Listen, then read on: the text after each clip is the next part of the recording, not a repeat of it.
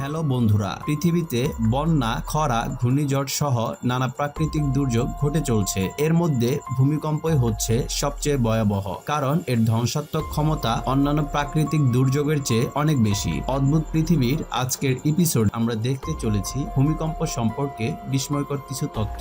স্বাগতম আপনাকে অদ্ভুত পৃথিবীর আরো একটি নতুন এপিসোডে। ভূমিকম্প আঘাত হানার পরই এ নিয়ে নানা ধরনের কথাবার্তা হয়, কিন্তু প্রাকৃতিক এই ঘটনা সম্পর্কে আমরা কতটুকু জানি? তাই ভূমিকম্প সম্পর্কে বিস্ময়কর কিছু তথ্য তুলে ধরা হলো। জানতে হলে চ্যানেলটি সাবস্ক্রাইব করে ভিডিওটি দেখতে থাকুন। সারা পৃথিবীতে বছরে লাখ লাখ ভূমিকম্প হয়। যুক্তরাষ্ট্রে ভূতাত্ত্বিক জরিপ সংস্থা জিওলজিক্যাল সার্ভে বলা হয়েছে প্রত্যেক বছর গড়ে 17টি বড় ধরনের ভূমিকম্প হয় রিক্টার স্কেলে, যার মাত্রা 7-এর উপরে, এবং 8 মাত্রা ভূমিকম্প হয় একবার। তবে ভূমিকম্প বিশেষজ্ঞরা বলেছেন বছরে লাখ লাখ ভূমিকম্প হয়। এর অনেকগুলো হয়তো বোঝা যায় না কারণ খুব প্রত্যন্ত এলাকায় এসব হয়, অথবা সেগুলো মাত্রা থাকে খুবই কম। ভূমিকম্পের কারণে দিনের দৈর্ঘ্য কম বেশি হতে পারে। জাপানের উত্তর পূর্বে 2009 সালের 11 মার্চ বড় ধরনের একটি ভূমিকম্প আঘাত হানে, যার মাত্রা ছিল 8.9। এর ফলে পরিবর্তিত ঘটে পৃথিবীর ভরের বন্টনে, এবং তার প্রভাবে পৃথিবী ঘুরতে থাকে দ্রুত গতিতে,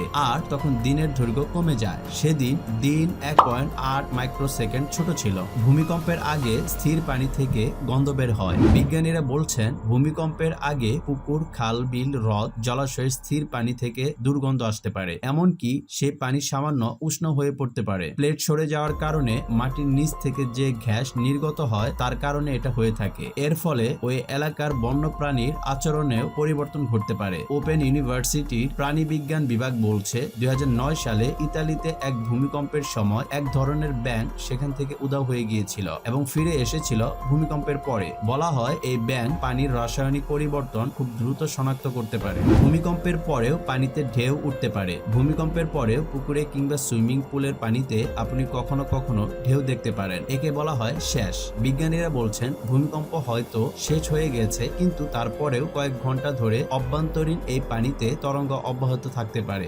মেক্সিকোতে 1985 সালে একবার ভূমিকম্প হয়েছিল। 1985 সালে যেবার এই মেক্সিকো থেকে 2000 কিলোমিটার দূরে অ্যারিজোনা বিশ্ববিদ্যালয়ের সুইমিং পুলের পানি ছিটকে পড়তে পড়তে শেষ হয়ে গিয়েছিল। ভূমিকম্পের কথা মনে রেখে ইনকা সভ্যতা ও জাপানি বাড়িঘর তৈরি। ভূমিকম্পের কারণে যাতে বাড়িঘর ধসে না যায় সেই বিষয়টি মাথায় রেখে ইনকা আমলে স্থাপত্য ভবন ও জাপানি প্যাগোডা নির্মিত হয়েছিল। 500 বছর আগে ইনকা স্থাপত্য কর্মীরা যখন মাচু পিচু শহর নির্মাণ করে, তারা বাড়িঘর নির্মাণের ব্যাপারে একটি আদিকালের জ্ঞান কাজে লাগিয়েছিল, যাতে ঘন ঘন ভূমিকম্পের হাত থেকে তাদের বাড়িঘর বেঁচে যেতে পারে। বেশিরভাগ ভূমিকম্পেরই উৎস প্রশান্ত মহাসাগর। পৃথিবীতে যত ভূমিকম্প হয় তার অধিকাংশ 90% হয় রিং অব দ্য ফায়ার এলাকা জুড়ে। এই এলাকাটি প্রশান্ত মহাসাগরীয় অঞ্চলে। ভূমিকম্পে খাটো হয়ে যায় এভারেস্ট। নেপালে 2015 সালের 25 এপ্রিল আঘাত হানে 7.8 মাত্রা ভূমিকম্প। এতে ব্যাপক ক্ষয়ক্ষতি হয়। কমে আসে হিমালয়ের অনেক পর্বতের উচ্চতা।